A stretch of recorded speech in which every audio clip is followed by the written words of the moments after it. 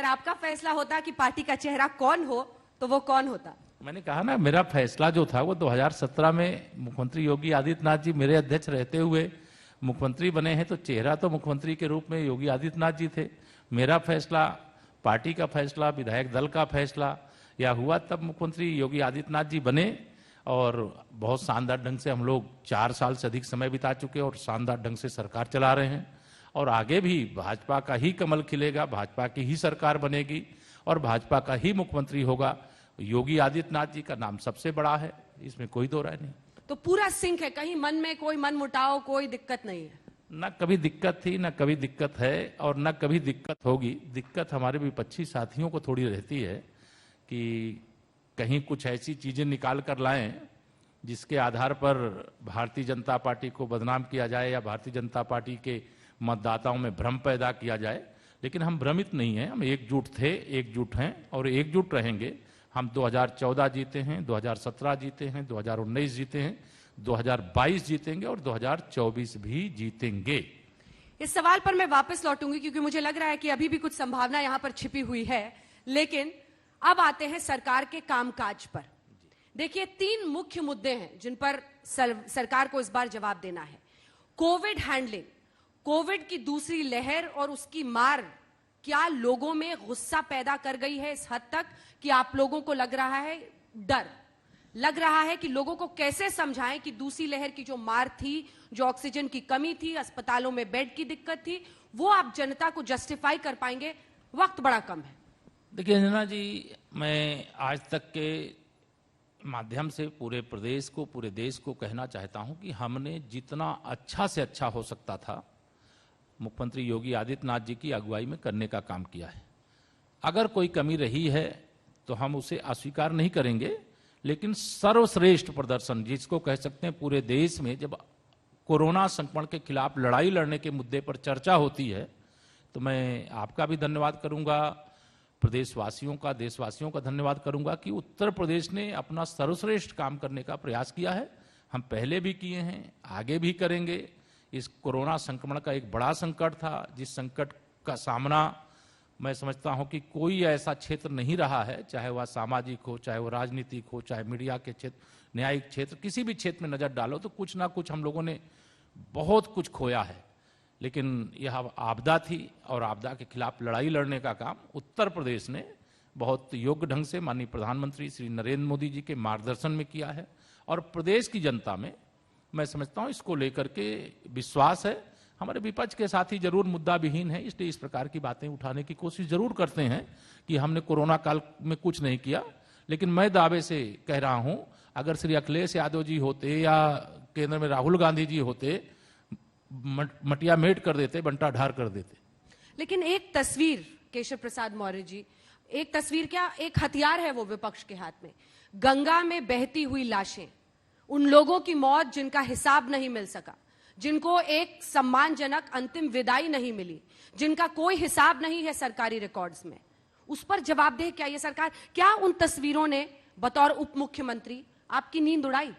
देखिए, मैं आपको बताऊं, आप में से जो आज तक के इस कार्यक्रम के माध्यम से मुझे सुन रहे हैं उनको मैं बताना चाहता हूं, मैं प्रयागराज का निवासी हूं और यह सच है कि कोरोना संक्रमण के संकट का बहुत मुश्किल का दौर था और प्रदेश ने, देश ने सामना किया। गंगा जी के किनारे जिन लाशों को दफनाने की बात कही जा रही है, बालू के नीचे दबाने की बात कही जा रही है, वह आज से नहीं हो रहा। मैं तो वहां का रहने वाला हूं। ये परंपरागत, जब से गंगा जी में जल का प्रवाह तुलनात्मक कम हुआ है तब से यह लगातार होता रहा है कि जब कोई व्यक्ति जलाने के लिए अगर उसकी कोई व्यवस्था नहीं है अथवा वो जलाना नहीं चाहता है तो गंगा माँ को समर्पित करना चाहता है कि जिससे उसको मुक्ति मिले, तो वह गंगा जी के किनारे जो बालू ग्रस्त क्षेत्र होता है, वो फाफा मऊ भी है, वो श्रृंगबेरपुर भी है, वो कड़ा धाम भी है, या गंगा के किनारे आप किसी भी घाट में जाएंगे जहां बालू का ढेर मात्रा अधिक होती है, वहां लोग शव दफनाते हैं और जब बाढ़ आती है उसमें बह करके जाते हैं। आमतौर पर ये करना अलग है, लेकिन क्या कोविड के वक्त पर एक टीम डिप्लॉय की गई थी आपकी सरकार की तरफ से ये करने के लिए कि रेत में ऐसा देखिए, ऐसा नहीं है कि कोरोना काल के समय जो रोटेशन में जो मृत्यु होती थी, स्वाभाविक मृत्यु जो होती थी और जो घाट पर अंतिम संस्कार करने के लिए आते थे वही लोग आते रहे हैं, उसको विपक्ष ने जरूर मुद्दा बनाया। आप सब हमारे मीडिया के साथियों ने भी कुछ उसको दिखाने का भी प्रयास किया, लेकिन सच या नहीं है, हम क्यों छिपाना चाहेंगे?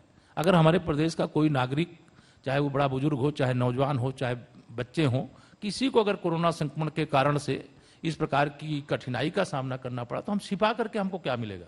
हम छिपाना नहीं चाहते। उसको दिखाने का तरीका अलग प्रकार से जरूर आया है, लेकिन सच यही है कि वहां पर बहुत वर्षों से इस प्रकार से अंत्येष्टि के कार्यक्रम होते रहे। दूसरा मुद्दा किसानों का। किसान लगातार आंदोलन कर रहे हैं और लखनऊ का रुख कर रहे हैं, और राकेश टिकैत जी चुनौती दे रहे हैं कि अब हम दिल्ली की तरह यहां पर भी बॉर्डर पर अपना आंदोलन करेंगे। नींद इससे उड़ती है? नहीं, मुझे लगता है कि श्री राकेश टिकैत जी राजनीतिक दल जो भाजपा विरोधी हैं उनके साजिश का शिकार हो गए। भारतीय जनता पार्टी और किसान यह एक दूसरे के पूरक हैं।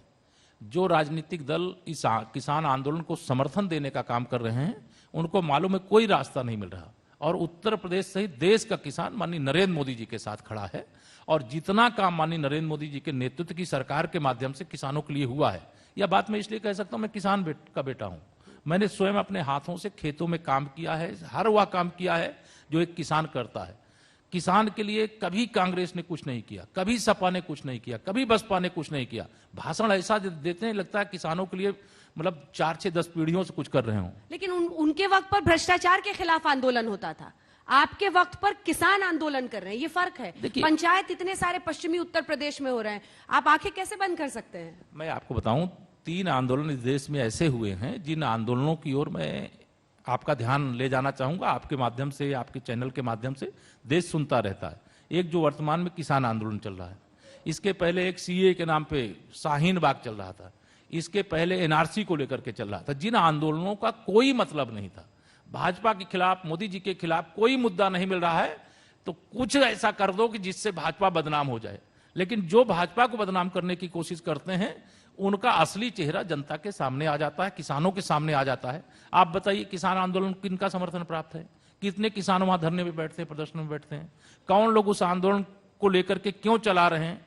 जो किसान कृषि बिल जिसको लेकर के विवाद है, उस विवाद को देश की सर्वोच्च अदालत ने अभी रोक ही दिया है, तो इसमें आंदोलन तो यूपी के किसान तीनों कृषि बिल से एकदम संतुष्ट हैं? मैं एकदम आपने कन्विंस कर दिया सारे? हाँ, मैं एकदम मानता हूं कि उत्तर प्रदेश का किसान संतुष्ट भी है और भारतीय जनता पार्टी और मोदी जी के साथ भी। आपने खुद ही अलग अलग जो राष्ट्रीय मुद्दे थे उसका जिक्र किया, तो जरा जासूसी कांड पर आते हैं। जासूसी कांड में आप लोगों को ये तो नहीं लग रहा कई सारे बीजेपी के नेताओं के भी फोन टैप हो रहे थे? तो केशव प्रसाद मौर्य जी, योगी जी, सबके फोन सुरक्षित हैं या नहीं? पेगासस स्पाईवेयर का फोरेंसिक्स करा लिया? देखिए, मैं इस संबंध में मैं बोलूं, संसद का सत्र चल रहा है और वहां पर इस विषय को लेकर के चर्चा चल रही है। मेरा इस समय, मैं भी लोकसभा का सदस्य रहा हूं, तो मेरा बोलना इस संबंध में मुझे लगता है उचित नहीं है। लेकिन किसी भी विषय पर अगर देश में भारतीय जनता पार्टी की, मोदी जी के नेतृत्व में सरकार है और विपक्ष से कहा जा रहा है कि आइए आप संसद में चर्चा करिए, और विपक्ष ये कह रहा है चर्चा नहीं करेंगे, संसद में व्यवधान डालने का काम करेंगे, तो ये तो देश की जनता का पैसा बर्बाद करना। जो गरीबों के, किसानों के और देश के हित में कई कानून बनने हैं, चर्चा होनी है, कोरोना जैसे संक्रमण को लेकर के ये मुद्दा बनाते हैं, आओ चर्चा करो ना, कोई विषय पे चर्चा नहीं करते। और वह केवल संसद के कार्रवाई को न चलने देने का एक जैसे ठान करके आए हैं कि हम चलने की कार्रवाई नहीं देंगे, बाधा डाल करके रखेंगे, कोई काम नहीं होने देंगे। जासूसी कांड को जिस तरह से राहुल गांधी उठा रहे हैं, मुद्दा बनेगा? आपकी मुश्किल बनेगा? श्री राहुल गांधी जी बहुत दिनों से बहुत सारे मुद्दे उठा रहे हैं, कोई मुद्दा बना क्या? श्री राहुल गांधी जी की किसी बात को कांग्रेस के लोग गंभीरता से नहीं लेते तो जनता कैसे गंभीरता से लेगी? क्यों किसानों के मुद्दे पर, हर मुद्दे पर वो ट्रैक्टर से आते हैं, उस दिन साइकिल से गए महंगाई पर। साइकिल में बैठ करके 2017 में उत्तर प्रदेश में घूमे थे श्री अखिलेश यादव जी के साथ, और हमारी सहयोगी पार्टी अपना दल है, उसके 9 विधायक हैं और कांग्रेस के 7 विधायक रह गए, उनको साइकिल सूट नहीं करती है। अच्छा, अब ये बताइए, आपके पार्टी से जिस भी नेता से पूछा जाए 300 से कम सीट तो आप लोग बताते ही नहीं है। नहीं, हम इसलिए बताते हैं, अखिलेश जी भी 325 का दावा कर रहे हैं। तो मैं कल कोई मुझे बता रहे थे कि वो 400 का दावा कर रहे हैं। अखिलेश जी के दावे आप 2014 के उठा के देख लीजिए, 2017 के दावे देख लीजिए, 2019 के दावे देख लीजिए, जब बुआ भतीजे मिल गए, जब राहुल जी और अखिलेश जी मिल गए, जब वो कहे कि हाँ 2017 में विधानसभा का चुनाव जब हो रहा था कि हम 300 से ज्यादा सीटें जीतेंगे। लेकिन जनता जानती है ना कि ये कोई गुंडों और अपराधियों और माफियाओं के डर के मारे घर में घुस करके नहीं बैठना चाहता। हर व्यक्ति चाहता है कि हम सुकून की जिंदगी जिए, सुशासन हो, जिसमें वह प्रदेश का हर नागरिक अपनी इच्छा से अपना जीवन जी सके, अपना व्यापार कर सके, अपनी जो भी उसके काम है उसको करने का काम कर सके। समाजवादी पार्टी और बहुजन समाज पार्टी या कांग्रेस पार्टी, ये तीनों एक हो जाएगी तो मैं आपको कह करके जा रहा हूं आज यहां पे कि हम फिर भी 300 से ज्यादा कमल खिलाएंगे उत्तर प्रदेश के अंदर, और 2022 में भारतीय जनता पार्टी की 2017 की तरह ही मजबूत सरकार बना करके देंगे। अखिलेश, आपको एक मजबूत प्रतिद्वंदी लगते हैं या नहीं? देखिए, मैं किसी को ये नहीं कहूंगा कि प्रतिद्वंदी नहीं है, लेकिन ये मैंने कहा कि अभी जब सपा बसपा एक साथ मिल गए 51% वोट हम प्राप्त करते हैं, 64 सांसद हमारे जीतते हैं, और चुनाव के परिणाम आने से पहले चाहे वो श्री अखिलेश यादव जी हों, चाहे मायावती जी हों, दर्जनों प्रधानमंत्री पद की शपथ लेने की तैयारी कर रहे होते हैं। लेकिन जनता के दिल में मोदी जी हैं, मोदी जी के दिल में देश की जनता है, प्रदेश की जनता है। तो इस बार मोदी मोदी करेंगे या मोदी योगी करेंगे? देखिए, मोदी योगी, उत्तर प्रदेश के मुख्यमंत्री योगी जी हैं, तो मोदी जी का नाम तो सबसे ऊपर है। मोदी जी का नाम तो हम लोग लेकर के पूरे देश में जाते हैं, उत्तर प्रदेश में योगी जी का भी नाम जुड़ेगा। ये सब 22 जून के बाद हुआ क्या सर? जब कालिदास मार्ग पे ही आप दोनों का घर है, लेकिन 4.5 साल में पहली बार वो 22 जून को आपके घर आए। दूसरी जगह गए थे, लेकिन कालिदास मार्ग में अड़ोसी पड़ोसी होके भी थोड़ी ही दूरी पे पहली बार वो 22 जून को आपके घर आए। आप बताइए, इससे पहले श्री अखिलेश यादव जी मुख्यमंत्री थे, शिवपाल जी उस कक्ष में रहते थे। आप पता कर लीजिए, कभी शिवपाल जी आए थे क्या वहां पे? या कभी मायावती जी की जब सरकार थी तो वहां नसीमुद्दीन सिद्दीकी, बाबू सिंह कुशवाहा रहते, तो उनके यहाँ गए थे क्या? ये कोई सिस्टम नहीं है कि उस 5 और 7 के बीच की लड़ाई नहीं है। ये 5 और 7 के बीच में देखिए, सुख और दुख का कोई अवसर आता है तो वह तो हमारे मुख्यमंत्री हैं, मैं उनका उप मुख्यमंत्री हूं, हम दोनों भाजपा के हैं, तो एक दूसरे के यहाँ आना जाना, लेकिन कोई हमारे दल का भी नहीं होता है तो सुख दुख के अवसर पर सब हम एक दूसरे दल के भेद को भी बुला करके लोगों के यहाँ जाते हैं, और हमारे और योगी जी में कोई भेदभाव नहीं है। आप एक बड़े ओबीसी नेता हैं और आरएसएस से लेकर सब में ये हड़कंप मच गया कि आपकी नाराजगी बहुत मुश्किल साबित हो सकती है। दत्तात्रेय होसबोले से लेकर तमाम लोग आपके घर पे आ रहे हैं, अब सब लोग पहुंच रहे हैं। थोड़ा सा तो सर आपने स्क्रूज को टाइट किया था बीच में। आपने कैमरा अपना लगा दिया उस दिन जिस दिन मुख्यमंत्री योगी आदित्यनाथ जी भी आए थे, अन्यथा मैं राष्ट्रीय स्वयंसेवक संघ का बाल स्वयंसेवक हूं, और स्वयंसेवक के नाते मेरे सभी अधिकारी, आदरणीय दत्तात्रेय जी हों, चाहे आदरणीय कृष्ण गोपाल जी हों, या हमारे सभी वरिष्ठ अधिकारी मेरे चाहे सरकारी निवास पे, निजी निवास पे कई बार आए हैं और कई बार आते रहे हैं और आगे भी आते रहेंगे, तो उसको चुनाव से जोड़ करके नहीं देखना चाहिए। पर आप एक बड़े ओबीसी नेता हैं, आपके जो फॉलोअर्स हैं, जो आपके समर्थक हैं, उनकी भी तो कुछ उम्मीदें होंगी, जिन्होंने 2017 में भी पूरी ताकत झोंकी थी आपके मैं साथ। अपने पिछड़े वर्ग के लोगों को भी, अनुसूचित वर्ग के लोगों को भी, आदिवासी वर्ग के लोगों को भी और सामान्य वर्ग के लोगों को भी इस मंच से आश्वासन देता हूं, सबने हमारा साथ दिया है और सबका हम साथ देंगे, किसी के साथ अन्याय नहीं होने देंगे। बात जाति पर आई है तो जरा पहुंचते हैं ब्राह्मणों तक भी। कहा जा रहा है कि ब्राह्मण इस बार बीजेपी से बड़े नाराज हैं और इसीलिए आप लोग जितिन प्रसाद की पैराशूट लैंडिंग करा रहे हैं, सबको एक एक करके, कि कैसे, और क्योंकि आपको लड़ना भी है ब्राह्मण सम्मेलनों से, मायावती जी भी सतीश मिश्रा जी के थ्रू करा रही हैं, समाजवादी पार्टी भी ब्राह्मण सम्मेलन को प्रबुद्ध सम्मेलन कहकर शुरू कर रही है। ब्राह्मण नाराज हैं, ये अंदर अंदर आप लोगों की चिंता है? देखिए, ये रास्ता निकाल रहे हैं जनता के बीच में जाने का सपा बसपा के लोग। 2007 में जब बसपा की सरकार बनी थी उस समय भी ब्राह्मण सम्मेलन किए गए थे, लेकिन उसका रहस्य क्या हुआ कि 2012 में जब विधानसभा चुनाव हुए तो बसपा का सफाया हो गया, और श्री अखिलेश यादव जी जब मुख्यमंत्री बने तो 12 से 17 तक किसी ऐसे समाज की याद नहीं आई जिस समाज की आज वह बात करते हैं, और आज जब 17 से 22 उनकी विदाई हो चुकी है और अभी 25 साल तक उनके आने की कोई संभावना भी नहीं है, तब वो ऐसी बातें करते हैं। जो भी, चाहे वो ब्राह्मण सम्मेलन के नाम पे किए हों, चाहे प्रबुद्ध सम्मेलन के नाम पे किए हों, सब फ्लापसो साबित हुए, कोई समर्थन नहीं प्राप्त है। सबका साथ, सबका विकास, सबका विश्वास, सबको सम्मान, सबको स्थान देने का काम भारतीय जनता पार्टी ने किया है, और भारतीय जनता पार्टी इसी समर्थन के बल पर निरंतर आगे बढ़ रही। लेकिन सवाल ये क्यों उठ रहा है आखिर कि ब्राह्मण आप लोगों से नाराज हैं? सिर्फ 3 ऐसे मंत्री हैं सर, दिनेश शर्मा जी, एक उप मुख्यमंत्री श्रीकांत शर्मा और एक और छोड़कर, इंपॉर्टेंट पोर्टफोलियोज ब्राह्मणों को नहीं दिया गया है। और अब की बार ओबीसी सरकार वाले टोन में आपकी सरकार चली गई है, ब्राह्मणों की को नजरअंदाज कर रही है, ये आरोप लग रहा है और लग रहा है ब्राह्मण नाराज हैं आपसे। ये आपके पास गलत सूचना है, इस सूचना को सुधार लीजिए। आप जब मतदान होगा, आप तो सर्वे करा करके चुनाव परिणाम आने से पहले ही देश की जनता, प्रदेश की जनता को दिखाया करते हैं कि ऐसा ऐसा, ना ब्राह्मण नाराज है, ना ठाकुर नाराज है, ना बैकवर्ड नाराज है, ना एससी नाराज है। सब भाजपा के साथ थे। भाजपा, हमने उनके लिए काम किया, ईमानदारी से सेवा की है, ना भ्रष्टाचार होने दिया है, ना गुंडागर्दी होने दी है। सम्मान देना, आस्थान देना, ये भाजपा का काम है। आज सबको हिस्सेदारी और सबको सम्मान मिल रहा है। इससे क्या समाज में संदेश है? केंद्र सरकार, भारत सरकार के मंत्री पद पर ऐसे ऐसे समाज को प्रतिनिधित्व हुआ, ओबीसी वर्ग से आने वाले हों, अनुसूचित वर्ग से आने वाले हों, सामान्य वर्ग से आने वाले हों, ऐसे ऐसे लोगों को प्रतिनिधित्व आज मिला है कि छाती चौड़ी है पूरे समाज की कि हमारे को भी हिस्सा मिला है। आप एक देश की बहुत प्रसिद्ध महिला पत्रकार हैं और महिलाओं को इतना बड़ा प्रतिनिधित्व किसी भारत की किसी सरकार ने जब कांग्रेस ही दिया है क्या? लेकिन आज नरेंद्र मोदी जी के नेतृत्व वाली सरकार में इतना बड़ा प्रतिनिधित्व मिला है।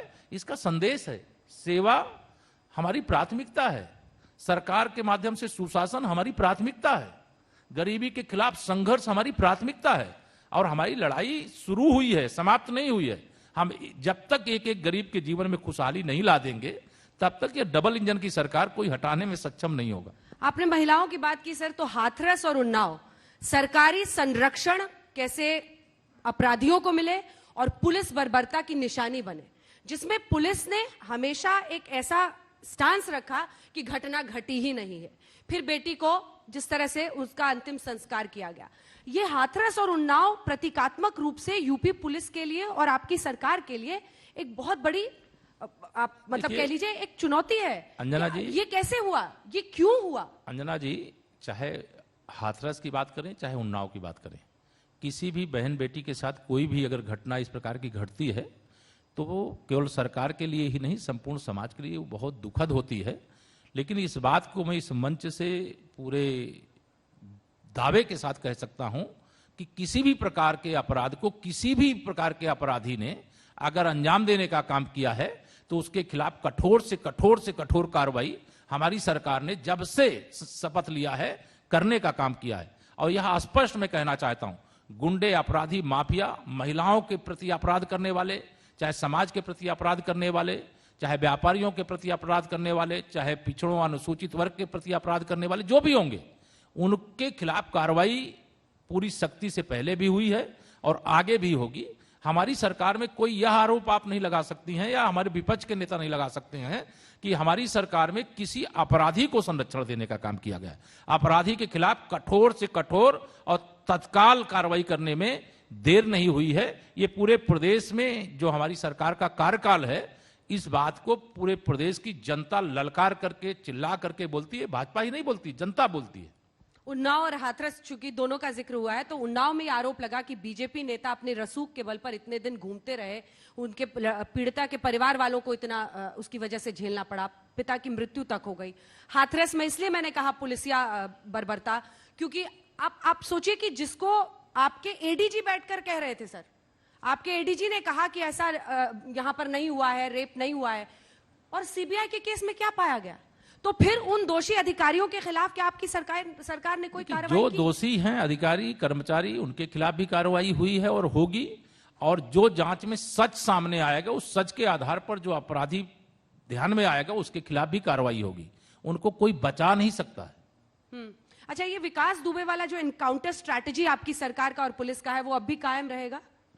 देखिए, जो इनकाउंटर की बात आप कर रही हैं, वो तो परिस्थितियों पर निर्भर करता है। अगर कोई पुलिस के ऊपर अपराधी गोली चलाएगा तो आप स्वाभाविक तौर से समझ सकते हैं गाड़ी पलट जाएगी। नहीं, गाड़ी नहीं पलट जाएगी, लेकिन अगर गोली पुलिस के ऊपर कोई चलाएगा तो पुलिस उनके ऊपर फूल नहीं बरसाएगी।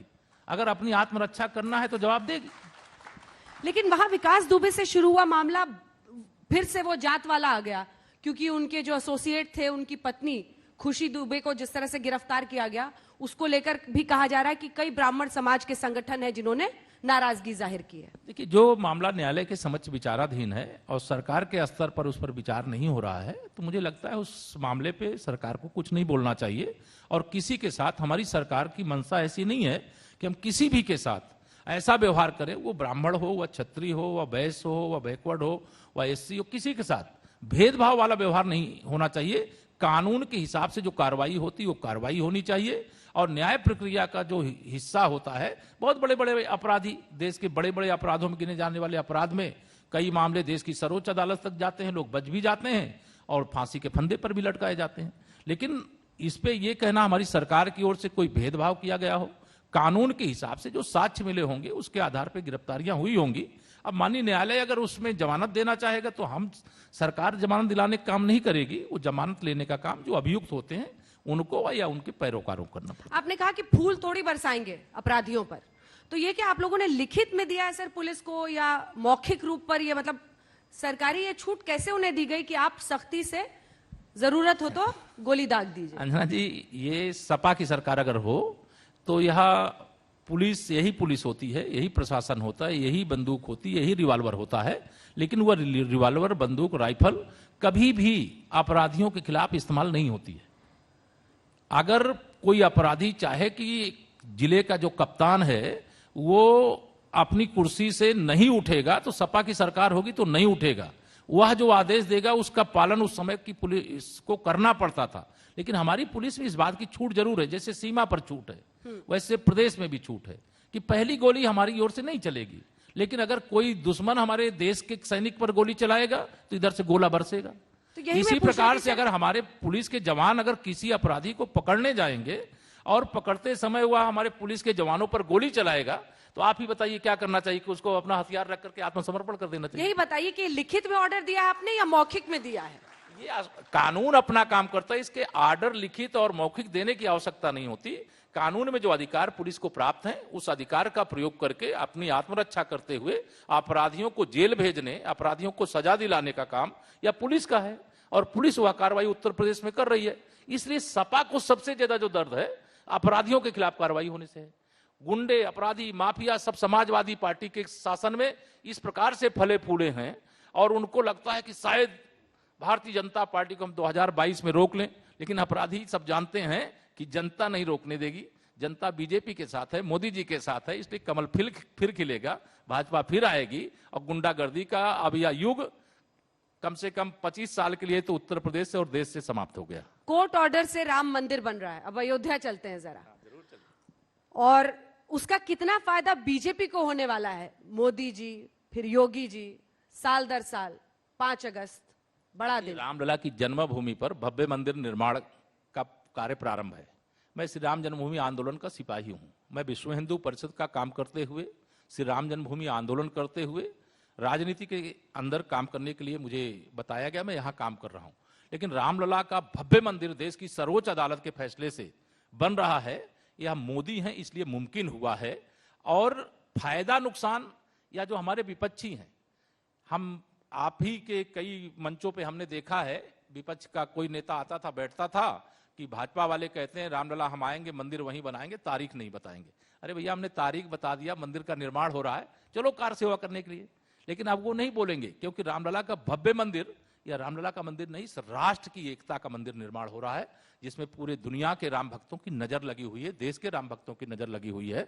और इसी रामलला के भव्य मंदिर के निर्माण के साथ साथ आपने देखा होगा, श्री राहुल गांधी जी को जनेऊ दिखाते हुए आपने देखा था क्या? भाजपा की सरकार बनने से पहले बाबा विश्वनाथ जी के मंदिर में पूजा करते हुए देखा था क्या? श्री अखिलेश यादव जी की सरकार थी 2013 में, मैं विधायक था। श्री अखिलेश यादव जी की सरकार के समय में प्रयागराज का कुंभ का मेला हुआ था। ये कुंभ में डुबकी लगाने नहीं गए थे, लेकिन भाजपा की सरकार, देश की जनता ने, प्रदेश की जनता ने बना दिया, तो इन्हें कुंभ प्रयागराज में भी जाना पड़ा और हरिद्वार में भी डुबकी लगाने जाना पड़ा। इनको समझ में आ रहा है कि अब मुस्लिम तुष्टीकरण की राजनीति के आधार पर अब प्रदेश और देश की जनता को गुमराह नहीं किया जा सकता। न्याय सभी के साथ होना चाहिए, तुष्टीकरण किसी का नहीं होना चाहिए। तो ये परिवर्तन जो आया है वो इसी के कारण से आया। लेकिन वो कहते हैं कि हिंदुत्व पर किसी की बपौती थोड़ी है, हम भी हिंदू हैं। यही तो हमारी जीत है, हम तो यही कहते थे। अगर ये बात वो कहते हैं तो ये तो हमारी विजय है। और हम चाहते हैं कि अभी वो रामलला के दर्शन करें, कुंभ मेला का स्नान करें, लेकिन देश के प्रधानमंत्री जी की बराबरी करने की कोशिश करते हैं। लेकिन देश के प्रधानमंत्री अगर कुंभ के मेले में स्नान करने जाते हैं, माननीय नरेंद्र मोदी जी, तो वहां पर सफाई करने वाले कर्मियों के चरण भी धो करके उनको सम्मानित करने का काम। पर आपकी पूजा असली, उनकी नकली क्यों? ये तो आप उनसे पूछे, वो जनेऊ दिखाते, अगर वो असली होते तो सवाल ही नहीं आप करती मुझसे। सवाल ही इसलिए कर रही हैं कि उनका सब दिखावा है और हमारे अंदर असलियत है। मुस्लिम तुष्टीकरण की आपने बात की तो असदुद्दीन ओवैसी आ गए हैं, आपकी टीम भी है, 100 सीटों पर लड़ रहे हैं। विपक्ष का यही कहना है कि वो आपकी टीम भी है, ध्रुवीकरण करने के लिए आप उनको हर बार बुला लेते हैं। देखिए, ये विपक्ष का मामला है। हम एक बात कहते हैं, 100 में से 60% वोट हमारा है, 40% वोटों में बंटवारा है और बंटवारे में भी हमारा है। ये बात हम सदा कहते रहे और कह रहे हैं आज भी। ये ओवैसी जी और किसी भी नेता को, किसी भी पार्टी वो 40 यादव रख रहे हैं, सबको रख रहे हैं। नॉन यादव जो ओबीसी है वो आप कह रहे हैं आपकी तरफ है। 100% में 60% हमारा है, 40% में बंटवारा है और बंटवारे में भी हमारा है। और जो बंटवारे में हमारा है उसके आगे की लाइन में जोड़ दे रहा हूं, यह अंदर की बात है। यदुवंशी और रविदास वंशी भी हमारे साथ है। आपके सहयोगी दिनेश शर्मा जी भी अब आ गए हैं। देखिए, आज तक के पंचायत में 2 उप मुख्यमंत्री, तालियों के साथ स्वागत कीजिए उनका। पता नहीं आप लोगों की आमने सामने ऐसे बात होती है या नहीं होती है? अरे हमारी बहुत बार बात होती तो है। फिर यहाँ पर भी इस मंच पर बात हो जाए, अगर कोई माइक एक बार। मेरे बड़े भाई हैं आप डॉक्टर दिनेश शर्मा जी, और हमारी और उनकी तो मतलब मैं समझता हूं कि 24 घंटे में एक बार कम से कम बात होती ही होती है। दिनेश शर्मा जी मुगलों पर बड़े आक्रामक होकर बोलते हैं, वह उनके साथ अगली चर्चा होगी। लेकिन चलते चलते अब 2-3 सवाल जो अंत में वो जल्दी से आपसे कर लेती हूँ। देखिए, पिछली बार आपके पास हाथ में था कि अखिलेश ने ये नहीं किया, अखिलेश राज में अपराध कांड था, और फिर शमशान और कब्रिस्तान भी आ गया था। इस बार आपके पास क्या है बड़ा मुद्दा जिससे आप लोगों को अपनी तरफ खींच पाए? देखिए, सबसे पहली बात होती है सबका साथ, सबका विकास, सबका विश्वास। आज यह स्थिति है कि सपा बसपा 2019 में जब एक साथ भाजपा के खिलाफ लड़े, मोदी जी के खिलाफ लड़े, तो उत्तर प्रदेश के इतिहास का इससे बड़ा गठबंधन कोई नहीं हो सकता था। लेकिन तब भी हम 64 सांसद जिताने में कामयाब हुए, 51% वोट लेने में कामयाब हुए। तो इसलिए कि हमने काम किया है, हमें काम के बदले आशीर्वाद मिला है। और इन्होंने धोखा दिया है, इनको धोखे के बदले में जनता ने सजा दिया है। और इन्होंने ऐसे कोई कर्म नहीं किए। 5 साल का आप समय देख लीजिए, जैसे वर्षा आती है ना, तो वर्षा के समय मैं ये कहूंगा, आप अभी सवाल करेंगी, जैसे वर्षा के समय मेढक निकलते हैं और वह आवाज लगाते हैं, तो यह विपक्ष के तथाकथित नेता, चाहे वो श्री अखिलेश यादव जी हो और चाहे मायावती जी हो, चाहे राहुल गांधी जी हो, चाहे प्रियंका जी हो, यह सब चुनाव की दृष्टि से, मौसम की दृष्टि से जनता के बीच में जाते हैं। हम जनता की सेवा चुनाव हो तब भी करते हैं, चुनाव नहीं हो तब भी करते हैं। और मैं खुले मंच से चैलेंज करता हूं, कोरोना संक्रमण काल के दौरान समाज के अलग अलग सामाजिक संगठनों ने, धार्मिक संगठनों ने, व्यापारिक संगठनों ने सेवा की, उनका अभिनंदन करता हूं। लेकिन भारतीय जनता पार्टी का एक भी कार्यकर्ता कोरोना संक्रमण काल के बीच में जनता की सेवा से दूर नहीं रहा। यह हमारे प्रधानमंत्री जी के द्वारा दिया गया मंत्र है। और उस मंत्र में उन्होंने कहा था, भारतीय जनता पार्टी का संगठन केवल चुनाव लड़े, चुनाव जीते और सरकार बनाए, इसके लिए नहीं है। संगठन का मतलब समाज की सेवा करना है। वह हमारी पार्टी के एक एक कार्यकर्ता ने किया। अभी दिनेश जी बहुत अच्छा नारा यहाँ पर दिया है सर ने, कहा कि 60% हमारा है, 40% में बंटवारा है, बंटवारे में भी हमारा है। तो इस 60% में तो तीनों आप लोग, योगी जी, ये और आप तीनों शामिल हो गए हैं। अग्रणी से लेकर ओबीसी और ठाकुर तीनों आपने शामिल कर दिया। और 40 में से बंटवारा, मतलब ये कह रहे हैं मुस्लिम और नॉन यादव जो यादव हैं वो दूसरी तरफ है, यही कह रहे हैं ना? ये नहीं, मैं ये नहीं कह रहा हूं अंजना जी, आप स्पष्ट हो लीजिए। मैं चूंकि आज तक के मंच से 40% बोल रहा हूं, में कौन 40% में बंटवारा है, बंटवारे में भी हमारा है।